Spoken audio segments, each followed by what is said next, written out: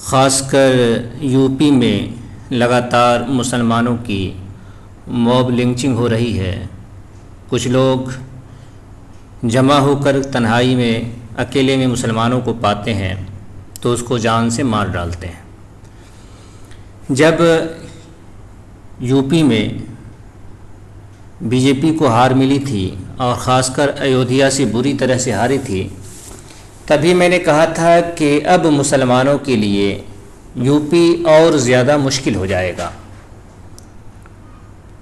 वजह क्या थी मेरे ये कहने की, तो अब यहाँ से आप गौर कीजिएगा। जो मैं वजह बताऊँगा, जो कारण बताऊँगा, वही कारण 100% दुरुस्त है। इसके अलावा मुसलमानों की मॉब लिंचिंग की और कोई वजह नहीं है।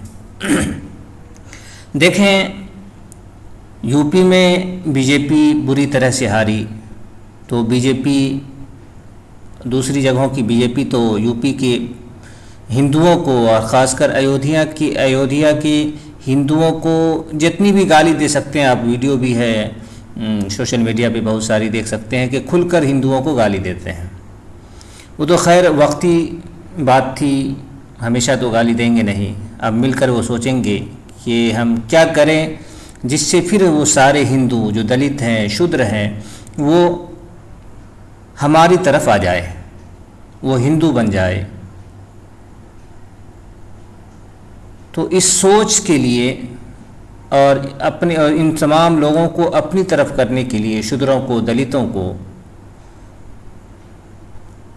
उनके सामने सिर्फ एक ही रास्ता है और वो ये है कि मुसलमानों का इनसे दंगा करा दिया जाए। और दंगा डायरेक्ट नहीं होगा, दंगा उसी सूरत में होगा कि जगह जगह मुसलमानों को तन्हा पा कर के उसे मार दिया जाए, ताकि जज्बात में बदले में मुसलमान आए और फिर वो भी हथियार उठा करके सामने लड़ने को तैयार हो जाए। फिर इस तरह से दंगा हो जाए और दंगा के बाद जो दलित हैं, शूद्र हैं, उनको लगे कि भाई यूपी में बीजेपी ही और हिंदुस्तान में बीजेपी ही हमारी मदद कर सकती है, हमें बचा सकती है। एक बात और ख़्याल में रहे कि ये दंगा करवाने के लिए यूपी में हर मुमकिन कोशिश करेंगे जिससे दलित और शूद्र इनके पास चले आए, लौट आए। अब देखें, ये एक बात ये भी है कि किसी दलित को मार करके, आदिवासी को मार करके, शूद्र को मार करके मुसलमानों के ज़िम्मे उसके खून को थोप दें, तो ये थोड़ी मुश्किल बात है। मुश्किल बात यह है कि कोई मुसलमान शूद्रों की तरह या दलितों की तरह इतना गिरा हुआ नहीं है कि 2-4 पैसे में बिक जाए। मुझे मालूम है, मेरे इल्म में है, मेरे आँखों का देखा हुआ है कि पूरी की पूरी बस्ती दलितों की, ख़ास के दलितों की, पैसे लेकर के मुसलमानों से लड़ने के लिए आई थी, तैयार हो गई थी, बल्कि लूट-फूट भी किया था। वो सारे मेरे मतलब जो है बगल की बात है, देखी हुई बात है। तो ये लोग पैसे के बल पर ये कर सकते हैं, लेकिन कोई मुसलमान ऐसा नहीं कर सकता कि पैसा लेकर के वो दंगा इस तरह से करे या किसी हिंदू को मारे। हाँ, ये है कि लड़ाई है, महल्ले में आपस में लड़ाई हो गई, किसी कारण से 2 ग्रुप में छोटी सी लड़ाई हो गई, उसमें किसी का नुकसान हो गया, तो बरहमन इस मौके से अच्छा फ़ायदा उठा लेता है।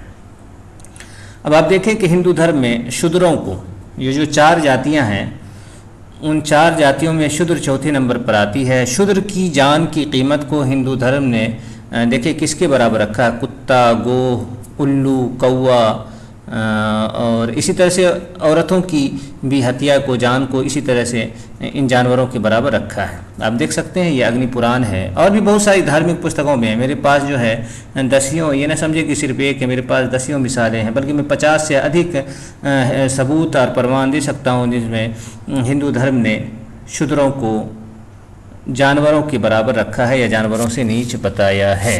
अब आप देखें, शूद्र के बाद जो दलित हैं, शूद्र चौथे नंबर पर है तो दलित 8वें नंबर पर आता होगा। शूद्र के बाद अंत्यज है, चांडाल है।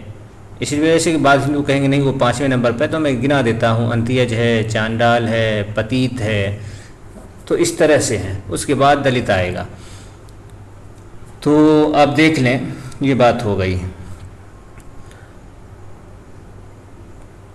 तो खैर, इतनी बात से आप बात समझ गए होंगे कि आखिर यूपी में दंगा क्यों ज़रूरी है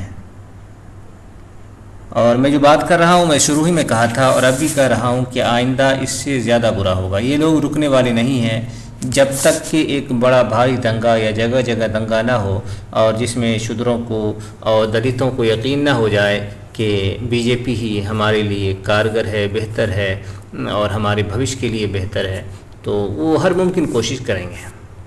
तो ये चीज़ असल में बताने की थी। और वाकई आप देख लें, ये जो है ब्राह्मण बड़ी चालाक है। अब देखें, इसी को देख लें कि शूद्र की कीमत, शूद्र की जान की कीमत को कुत्ते, बिल्ली और कौवे और बहुत सी जगहों पर गिरगिट वगैरह के बराबर रखा गया है। छछूंदर के बराबर भी लिखा हुआ है। आप देख लें, आप स्तंभ स्मृति धर्मसूत्रा के अंदर, बौधानिया धर्मसूत्रा के अंदर, वहाँ तो छछूंदर के बराबर इसकी जान की कीमत को रखा है। तो अब देखें, अगर इनको मार दे, शूद्र को मार दे, दलित को मार दे, तो एक छछूंदर को मार दिया, छिपकली मार दिया, या इस तरह से किसी कीड़े मकोड़े को मार दिया। बहुत सी जगहों पर तो इनकी कीमत, इनकी जान की कीमत को कीड़े मकोड़ों के बराबर जाना है। तो कीड़े मकोड़े मर गए, वैसे भी दवाई छींटते हैं तो लाखों करोड़ों कीड़े मकोड़े खेत में मर जाते हैं, तो क्या फ़र्क पड़ता है। तो अगर एक शूद्र को मार दें, एक दलित को मार दें और इससे किसी मुसलमान को बड़ा भारी नुकसान हो जाए मुसलमानों का, तो ये तो बहुत पुण्य की चीज़ होगी उसके लिए। तो ब्राह्मणों की जो सियासत चल रही है, राजनीति चल रही है, वो सारी राजनीति इसी पे है। वो किसी न किसी तरह से दलितों को और शूद्रों को ग़ुलाम बना करके रखना चाहते हैं। और इसमें सबसे बड़ी रुकावट जो है वो मुसलमान है कि मुसलमान जब तक रहेंगे तो दलित और शूद्र ग़ुलाम नहीं रह सकते हैं। और ग़ुलामी हिंदू धर्म में, एक बात और कह कर के मैं अपनी बात ख़त्म करता हूँ कि ग़ुलामी हिंदू धर्म में शूद्रों के लिए लाजिम है, ज़रूरी है। अगर ग़ुलामी नहीं करेगा तो उसे नर्क में जाना पड़ेगा, नर्क की सज़ा। और मैं ये यूँ ही नहीं पढ़ रहा हूँ, देख रहे हैं आपके सामने ये पुस्तक खुली हुई है, बरहम वैवर्त पुराण है, पेज नंबर 199 है। देखिए आपके सामने क्या लिखा हुआ है, कोई शूद्र अगर सेवा का काम नहीं कर रहा है तो उसे नर्क में जाना पड़ेगा। देखें आपके सामने है,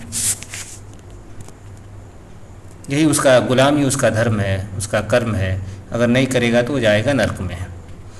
तो कहने की बात यही है कि शूद्र की हैसियत या दलितों की हैसियत हिंदू धर्म में जानवरों से भी नीच है, और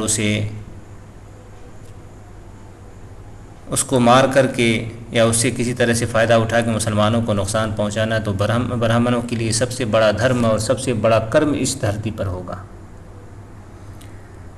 अभी जो कहते थे कि बहुत सा हल्ला किए कि भाई हिंदू जो है हिंसक नहीं होते, हिंसक नहीं होते। खुद धार्मिक पुस्तक में लिखे कि पूरे भारतवर्ष से बुद्धों को मार करके, कत्ल करके एकदम ख़त्म कर दिए। कौन ख़त्म किए? हिंदू ख़त्म किए। ये खुद अपनी धार्मिक पुस्तक में लिखे गए हैं और कहते हैं कि हिंसक नहीं होते हैं।